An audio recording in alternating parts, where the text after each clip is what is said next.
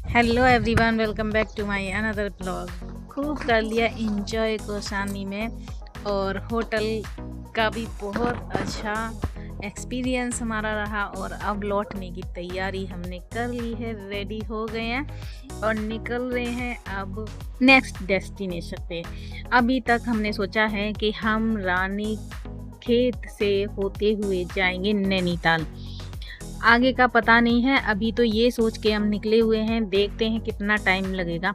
वैसे कौसानी से नैनीताल तक 6 घंटे का सफ़र है और रानीखेत बीच में पड़ता है, तो देखते हैं कि कैसा रास्ता मिलेगा। उसके हिसाब से फिर हम बनाएंगे अपना प्लान कि हमें रानीखेत में रुकना है या नैनीताल में जाना है। और आपको एक बार इस होटल का नाम मैं फिर से दिखा देती हूँ, Sunita Himalayan paradise. Best hotel है अब तक हम जहाँ भी रुके हैं उन सब में। तो रास्ते का नज़ारा कुछ ऐसा था कि बहुत ही मन कर रहा था कि बाहर थोड़ा सा वॉक करें। फिर हस्बैंड ने फ़ोटो वोटो कराए और फिर हम निकल लिए आगे को। और बहुत ही मज़ेदार सीन है, आप देखते रहिए, वीडियो को एंजॉय कीजिए। ये लेटेस्ट वीडियो है, ये जून के लास्ट वीक में हम लोग गए थे ट्रिप पे, तभी का ही है। तो जो लोग भी जुलाई में और अगस्त में जाना चाहते हैं रानीखेत, कौसानी, मुक्तेश्वर, वो सब मेरे ट्रैवलिंग के जो वीडियो हैं, 3-4-5 वीडियो जो मैं ट्रैवलिंग के डाल रही हूँ, वो सब जून के लास्ट वीक के हैं। तो आप लोगों को उससे अंदाज़ा मिल जाएगा कि आप लोगों को कैसा वहाँ रास्ता मिलेगा। अभी दोपहर का 1 बज चुका है और अभी 1.5 घंटे का रास्ता बता रहा है हमारा मैप रानीखेत के लिए। तो हम 1.5 घंटे में वहाँ पहुँच जाएंगे। अपने वीडियोज़ में मैंने पूरी कोशिश की है आपको एकदम रियलिटी दिखाने की।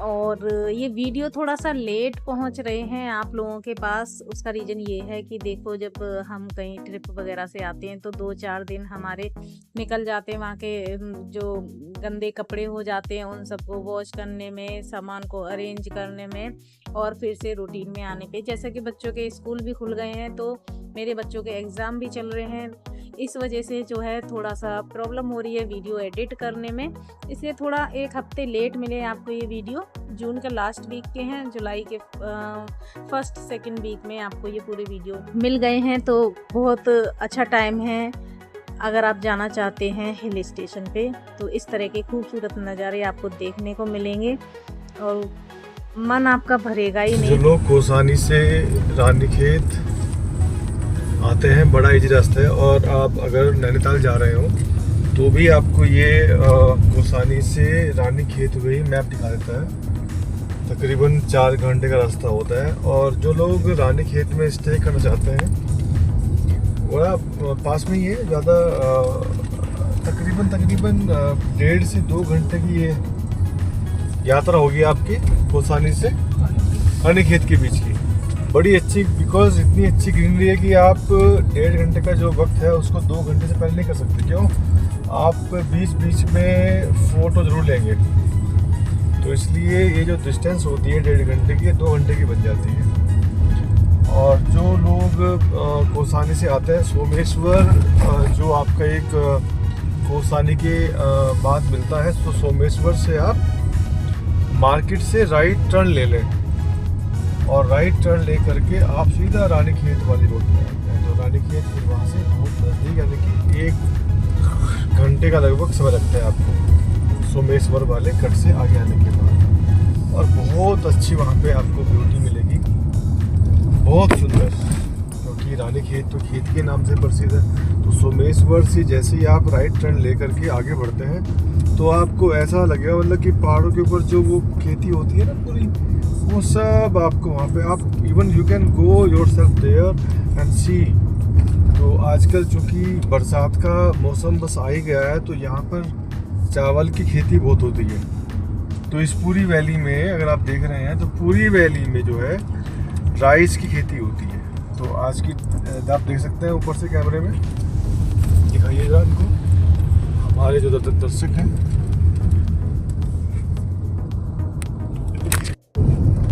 ठीक है, तो चलते हैं रानीखेत।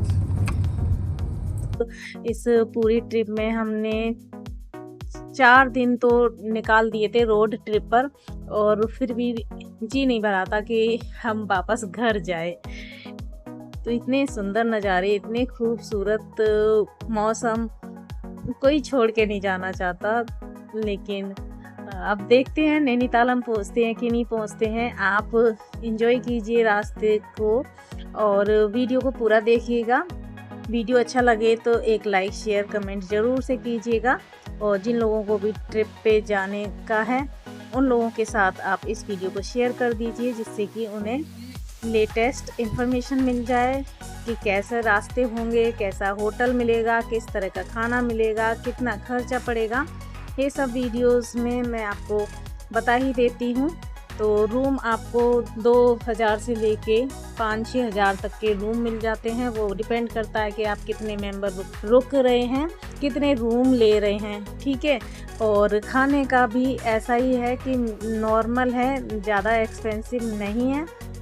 तो आप आराम से जो है 25-30 हज़ार में 5-6 दिन की पूरी ट्रिप कर सकते हो, जैसे मैंने की है। अगर 5-6 मेंबर हैं फैमिली में तो आराम से आप इतने पैसों में 5-6 दिन की ट्रिप कर लेंगे। बहुत महंगी नहीं पड़ेगी। अपने आप से ड्राइव करके जाओगे तब आपको ये इतनी पड़ेगी, और ड्राइवर करके जाओगे तो आप लगा सकते हो कि आपको 10-15 हज़ार एक्स्ट्रा देने पड़ेंगे। अगर टैक्सी करके जाते हो तो हम अपनी गाड़ी से गए हैं तो उस हिसाब से बता रहे हैं। 2 बार हमने रास्ते में इसमें पेट्रोल भरवाया, फुल किया है गाड़ी को, और एक बार हम दिल्ली से जब निकले थे तब भी फुल करके लाए थे। तो अभी देखो टाइम हो गया है 2 बजे और अभी 40 मिनट का रास्ता अभी बाकी रह गया है रानीखेत तक पहुंचने के लिए। तो कुल मिला के अगर कौसानी से रानीखेत जाते हैं तो 2 घंटे का रास्ता है, और 2 घंटे का रास्ता बहुत इजीली कंप्लीट हो जाता है, कोई भी परेशानी नहीं होती है। और रानीखेत में बहुत कुछ है देखने के लिए, लेकिन हम ज़्यादा तो नहीं घूमेंगे। एप्पल गार्डन वगैरह रानीखेत में बहुत अच्छे हैं, और देखते हैं हम क्या देखेंगे। हम ऐसा कुछ करेंगे कि बच्चे थोड़े एंटरटेन कर लें, क्योंकि बच्चों की हमने कोई भी एक्टिविटी नहीं करवाई। ये बस रोड ट्रिप चलती जा रही है, बस रुक रहे हैं, खा रहे हैं, घूम रहे हैं, यही हो रहा है। तो अगर ऐसा कुछ मिलता है रानीखेत में कि बच्चों की कोई एक्टिविटी हो जाए थोड़ी सी, तो वो हम ज़रूर करेंगे। बाकी देखेंगे जैसा टाइम होगा उस हिसाब से, क्योंकि फिर हमें कल को यहाँ से निकलना भी है। तो आज में हम जितना भी कवर कर लेंगे उतना ही कवर करेंगे। वैसे जब हम निकले थे अपने होटल से तब हमने सोचा था कि हम सीधे नैनीताल जाएंगे, बीच में रुकेंगे नहीं। लेकिन हम बीच में फिर जो है देखा अपने मैप वगैरह में, हस्बैंड ने तो बताया कि भाई माल रोड पे नैनीताल में बहुत ज़्यादा ट्रैफिक है। तो हमने सोचा कि हम क्यों ट्रैफिक में जाएं जब हमें नेचर का नज़ारा आराम से मिल रहा है यहाँ पर। तो इसी वजह से जो है हमने सोचा कि हम जो है रानीखेत में रुकते हैं। अगर लगता है कि आगे का नैनीताल वाला ट्रैफिक कम हो रहा है तो हम नैनीताल जाएंगे, नहीं तो हम रानीखेत में ही आज स्टे करेंगे। रानीखेत में ही घूम लेंगे जो भी घूमना है। बस हाँ, हमें नैनीताल जाना था बोटिंग करने के लिए, बच्चों को बोटिंग करवानी थी। क्योंकि लास्ट टाइम जब मैं कैंची धाम गई थी तो उस टाइम हमने थोड़ी बहुत शॉपिंग तो कर ली थी माल रोड पे, लेकिन बच्चों की फरमाइश थी कि बोटिंग करवा दो मम्मी। और मेरे हस्बैंड को काम था यूनिवर्सिटी में, इस वजह से जो है मैंने बोटिंग नहीं करवाई कि पापा की प्रेजेंस में ही बोटिंग करवाएंगे। तो वापस आ गए थे वहाँ से, एक ही दिन का ट्रिप था वो भी। इस वजह से मैंने सोचा था कि नैनीताल में बोटिंग करवाएंगे बच्चों को, लेकिन वहाँ का ट्रैफिक देख के जो है हमने डिसाइड कर लिया कि नैनीताल ना जाकर हम रानीखेत में रुकेंगे और वहाँ देखेंगे कि कुछ है देखने लायक, तो वहाँ स्टे कर लेंगे और फिर आगे का प्रोग्राम उस हिसाब से बनाएंगे। और ये हमारी एंट्री हो चुकी है रानीखेत के कैंट एरिया में। यहाँ पे ऑफिसर्स का मेस का बोर्ड लगा हुआ था, अभी जो पीछे रेड बोर्ड गया था, और ये मिलिट्री एरिया लग रहा है मुझे। तो मेरे हस्बैंड बोले कि यहाँ पे ना एक गोल्फ कोर्स है, वो देखने की जगह है, तो उसी के बारे में इंक्वायरी कर रहे थे। तो पता चला कि हम आगे को निकल रहे हैं। गोल्फ तो कोर्स। मेरे हस्बैंड पूछताछ कर रहे थे कि कैसे जाना है, वापस जाना है यू टर्न लेके या। अभी हम लोग रानी खेत में आ चुके हैं और हम चाह रहे हैं कि जो गोल्फ कोर्स है वो रास्ते में ही है। हम एक बार बच्चों को वहाँ ले जाएं। तो जरा अभी सामने भैया खड़े हैं, फौजी दिखाओ उनको। उन्होंने हमसे कहा है कि आप उसको जो है पीछे छोड़ा है, तो हम वहीं जा रहे हैं अभी वापस। फिर वहाँ होके आते हैं, फिर जाएंगे अंदर रानी खेत में। दिखाते हैं भी आपको आगे गोल्फ कोर्स पे आगे।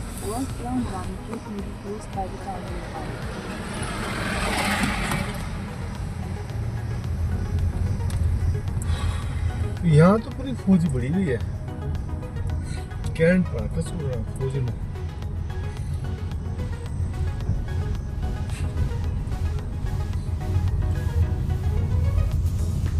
तीन मिनट 1.6 किलोमीटर।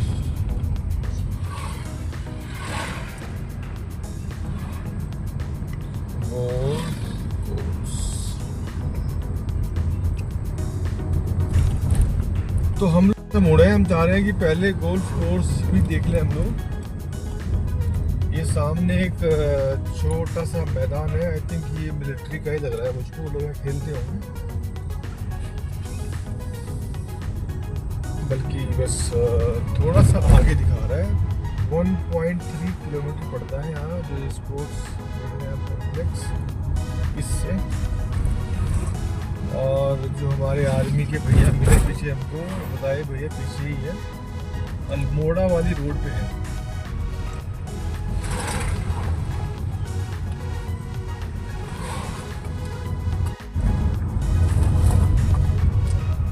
ये जो सामने आप बोर्ड देख रहे हैं पीछे वाला ग्रीन वाला, कोसानी 57 अल्मोड़ा।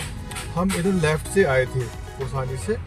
अब ये जो गोल्फ कोर्स है ये इस रोड पड़ेगा आपका, अल्मोड़ा वाली पे। और आए थे हम इधर से आ गए थे जल्दी में।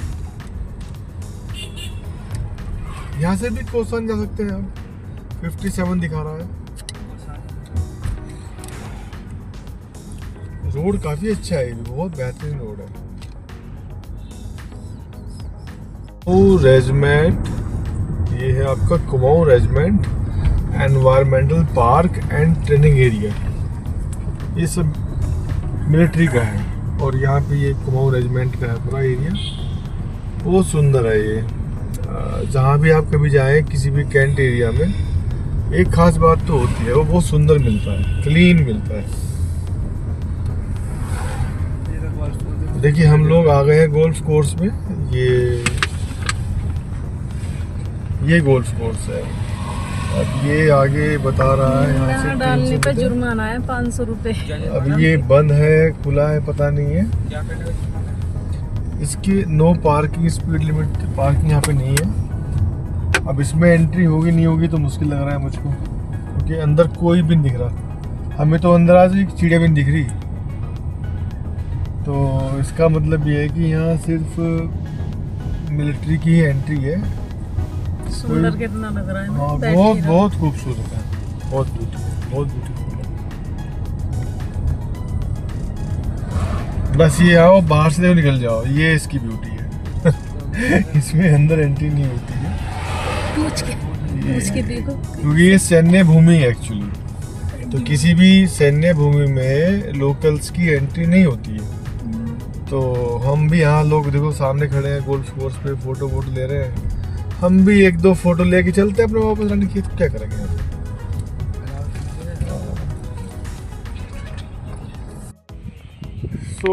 ये था दोस्तों कुछ गोल्फ कोर्स।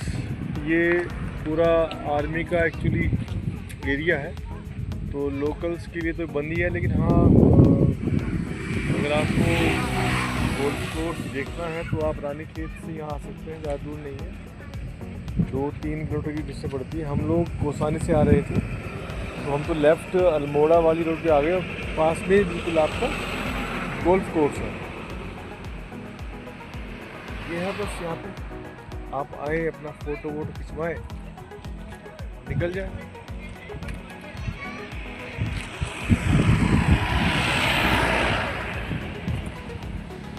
मैगी बनाया, मेरे को तो मैगी मिल जाए, अब मेरे को तो मैगी मिल जाए, सब मिल जाता है बस। 1 चम्मच मैगी अभय खाए रोज डेली। चाय अड्डा है ये तो, चाय अड्डा। चलिए तो गोल्फ कोर्स में और आगे थोड़ा जाकर यहाँ पर खाने पीने का आपको मिल जाएगा स्टॉल। तो आप मैगी खाएं, आलू पराठा खाएं, पूरा खाना खाएं, सब कुछ मिल जाएगा। तो यहाँ हमने थोड़ा सा खाया, थोड़ा सा ही खाया। बच्चों को तो मैगी ही अच्छी लगती है और आलू का पराठा ऑर्डर किया था और राजमा चावल, तो ये हमने खाया था और काफ़ी बजट में पड़ गया था खाना, ज़्यादा महंगा नहीं पड़ा था।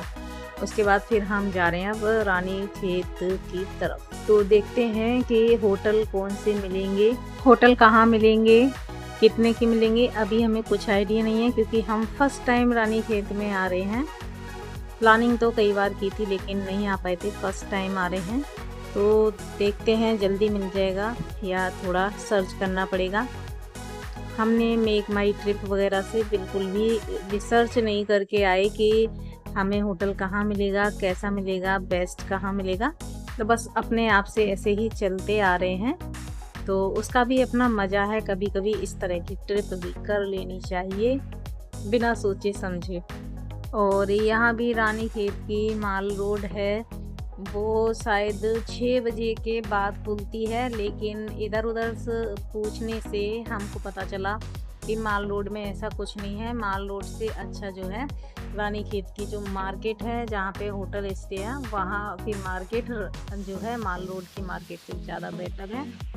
अभी इससे पहले मैंने एक गेट दिखाया था, सोमनाथ गेट था वो, और ये पब्लिक के लिए यहाँ ओपन है, Somnath ground get for public, arrow बना हुआ है। तो पब्लिक को अगर जाना है तो वहाँ से जा सकते हैं। हम अभी सीधे चलते जा रहे हैं, कुछ भी पूछने वाला नहीं है, बस आगे बढ़ते रहो, जैसा कि लिखा हुआ आ रहा है आगे बढ़ते रहो। तो हम भी ऐसे बढ़ते जा रहे हैं और व्यू बहुत अच्छा है। देखो साफ़ सफाई कितनी अच्छी है, मतलब गंदगी नहीं है, बहुत अच्छा लगता है ऐसा ना।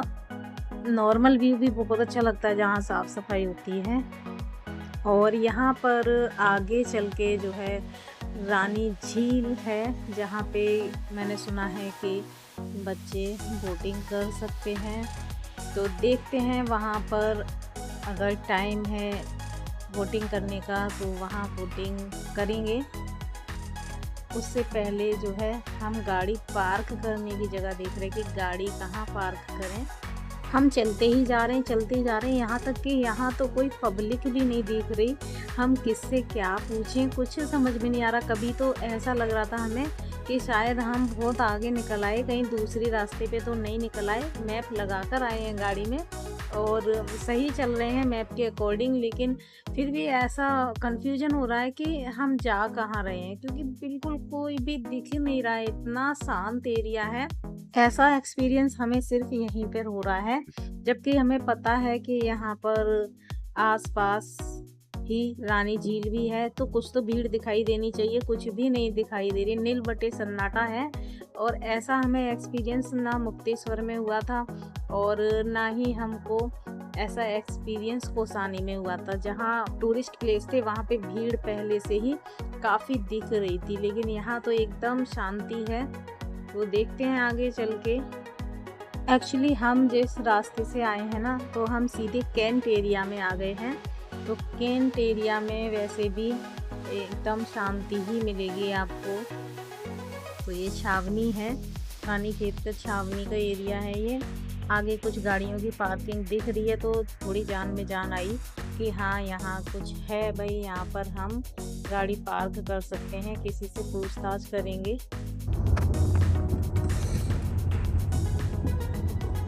यहाँ गाड़ी खड़ी है, क्या है ये? कुछ है? सामने का जो व्यू दिख रहा है, यहाँ से मैं बताऊं तो मेरे राइट हैंड साइड पर रानीखेत की कोतवाली है और आगे रानी झील है। अच्छा, रानी झील है। चलो पिछली बार। चलो अभी हम गाड़ी से गाड़ी उतर लिए हैं और थोड़ा सा डिसाइड कर रहे हैं कि रानी झील जाएं या पहले होटल देखें।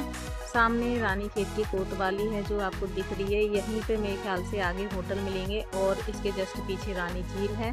थोड़ा सा व्यू आपको मैं दिखा देती हूँ कैसा व्यू है यहाँ का, और उसके बाद मिलेंगे आपसे नेक्स्ट वीडियो में। तो हम यहाँ पे ना अभी होटल वगैरह देख रहे हैं, होटल है पास में कि नहीं है। तो यहाँ पर एक ये होटल दिखा रही हूँ जूम करके, थोड़ा सा इसका नाम दिखाई आ रहा है, डोलिया पहाड़ी करके कुछ होटल है।